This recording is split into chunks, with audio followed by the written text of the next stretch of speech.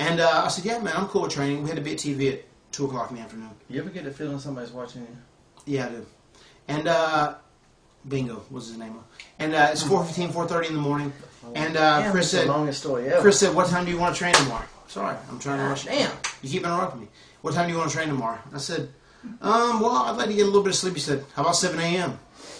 What time was it? 4:15, 4:30. And I said, that's plenty of time to get a good night's rest. I said, did you know about your Twitter? I'd rather not. And you know about your fucking MySpace? And he said, how many hours of sleep of night do you need?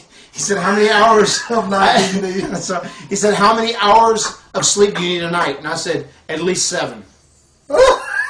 Immediately, without stopping. 3, bitch. Get up and work out. At least 7. And then Chris said, okay, well, what time would you like to so, and that was a lie. And that was a lie, right? 10 o'clock be good? Can you admit that was a lie? The story's never going to finish. If I No, I'm saying, can you admit that was a lie, that you only need 7? I usually sleep about 7. That's a fucking lie. No, but I get about 12, man. I go to bed at 6 or 7, and I get up at 12 or 1. No, that's a fucking lie. What time did I call you today and you were just getting up? 1 o'clock? No, 2 o'clock. Oh, big difference. Back to this story. 59 minutes. Back to the story. So anyway, we did that, and whenever we got in the rooms, you have both this. Asked Chris, I said, after he asked me how many hours of sleep do I need tonight, he said 7. I said, how many hours of sleep do you need tonight? He said, sometimes I don't get any. What do you do? And I said, oh yeah? I said, really? I said, what do you do? He said, I beat it. sometimes I watch TV. Sometimes I read. Sometimes I just lay in the bed and toss and turn. Sometimes I fucking squat. What was that? What was that last one? Sometimes I fucking squat. As in... And Ken said, yeah, Matt, if it's cool, I'll just stay with you tonight. Yeah. Absolute true story. And Ken and I crashed in a double, and Chris kept the suite himself. Hey, here's a quick one to tell him about when Chris, you told him it was time to go at the bar. Tell that shit. I don't know. We were in Germany one time. What was the fucking story we were about to tell, though? You asked me if I can remind you, and I've already forgot. You said that's a good story to tell. I don't know. I didn't forget who. It's your fault. It's the waitress's fault. That waitress. It's that hot-ass waitress. Chemo, why you looking at me all fucking Anyway. hard and tough? We were in... You see that shit? He definitely the same way. We were in Germany. Why you eyeballing me, motherfucker? Well, you know you got the 2 biggest head talkers in the country back here? These two. Damn. Very quickly, we were in Germany, and we had like 13 or 14 guys out, and of course... No, hold up. That's some bullshit. I was the one that noticed the discrepancy among communication early on. Because there was an American-style football team in this club. Chemo, stop eyeballing me, man. You fucking making me come. And there was an American-style football. Right? Yeah, there's an American-style football team in this club, and apparently this is their normal club, where they go and they get over. We come in and we're still in all the heat. Didn't like that. No, and we got Kali there, and that's the whole point was to get Kali drunk. You know, amongst the fucking boys, that was the goal. To get him drunk and actually hook him up with a chick. To get the great Kali drunk, and that's when we started the. His real name is Dalip, or Dalip. Is that right?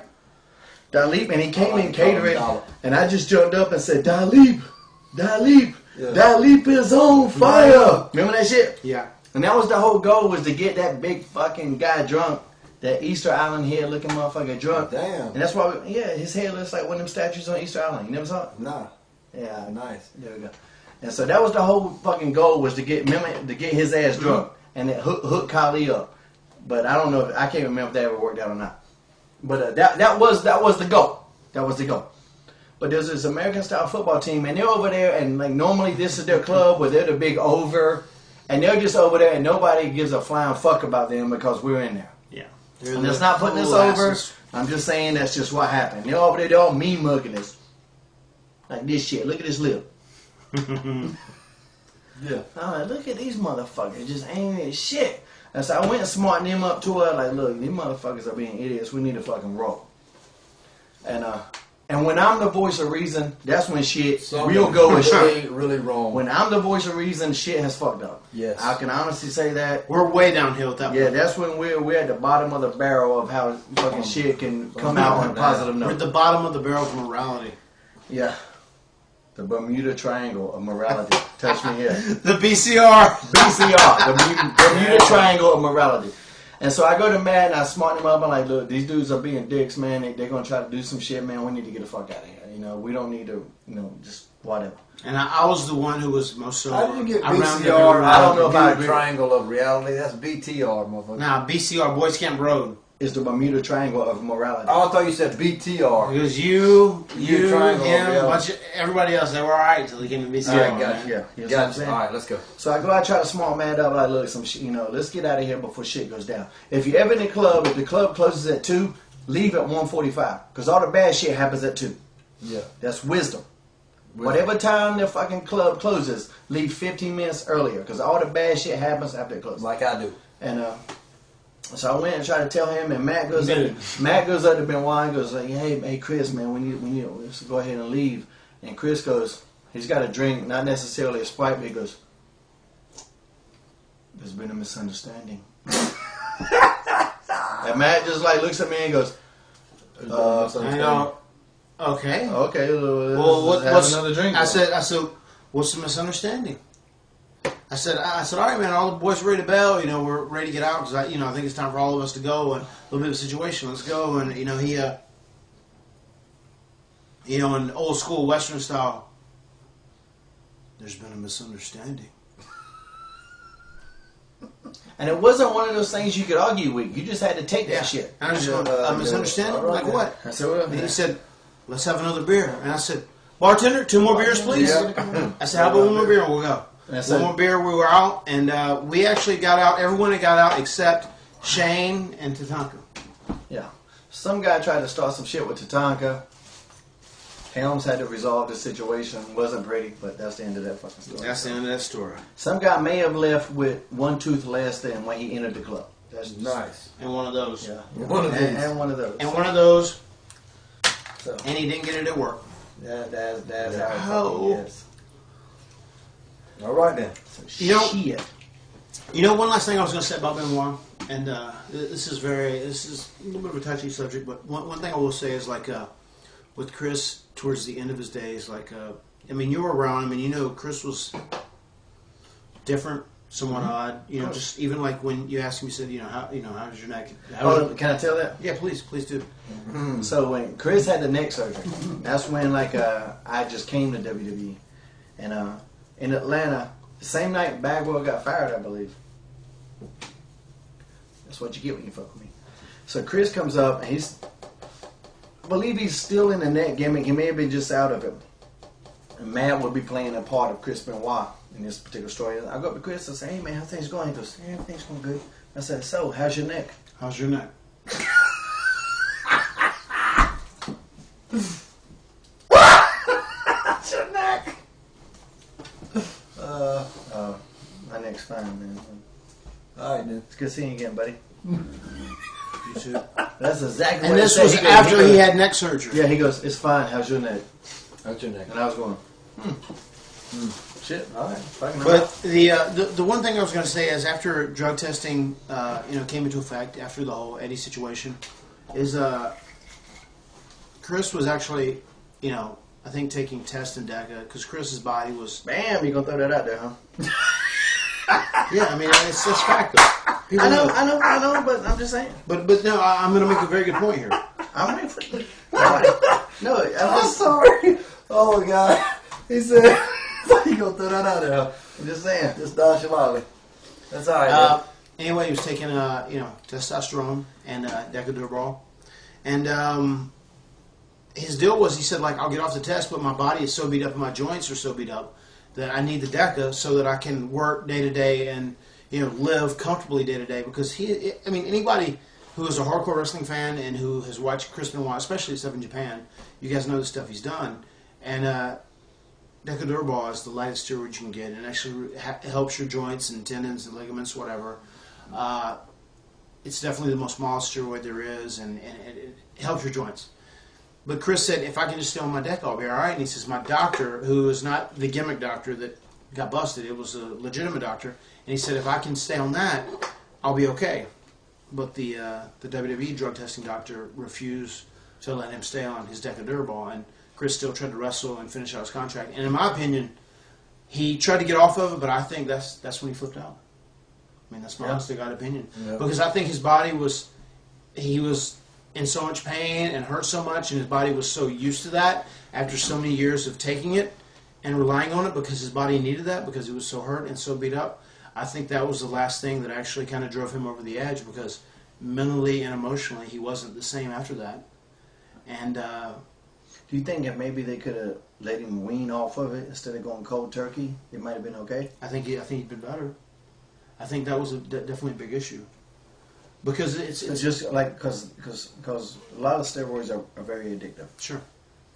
And like any drug, you can't just go cold turkey. You got to go to fucking clinics and rehabs and try to weed yourself off of it. Are you saying that? Most believe can't. you think if he could have lowered the doses and kind of weeded himself off that stuff, it might have been better. Maybe so. Or hypothetically. or what I'm saying, if you go to because a regular person can't understand the damage that a professional wrestler does to his body.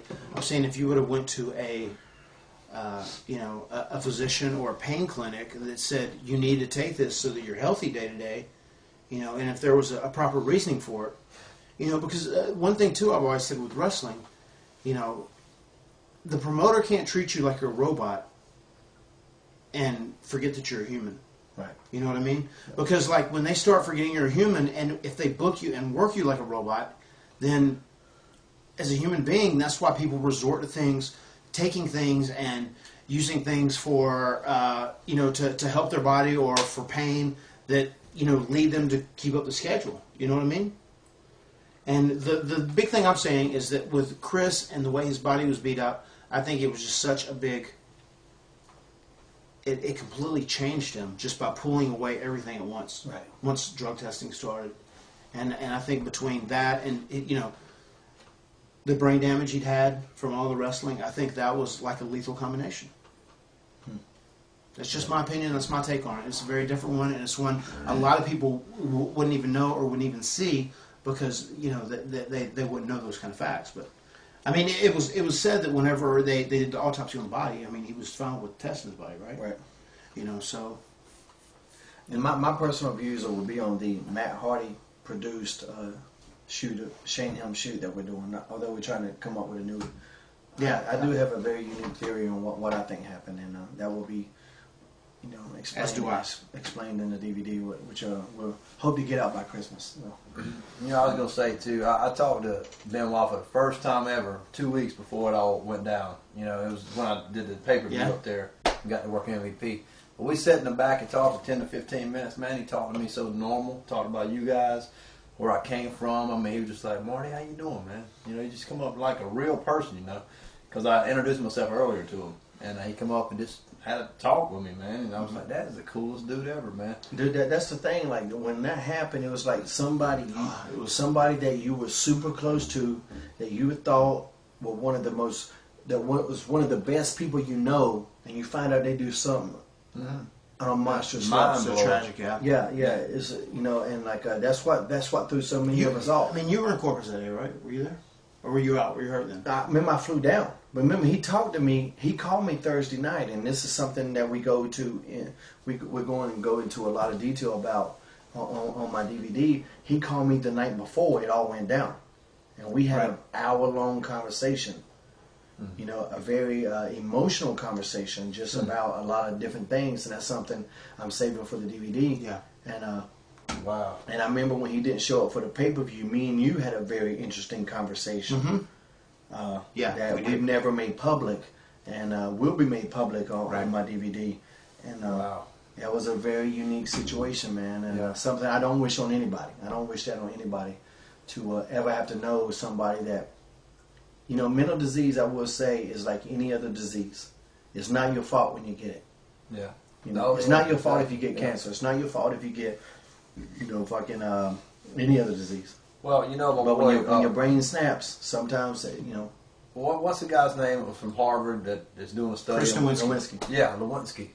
Nowinski. Sorry, I'm thinking of Monica. Chris Nowinski.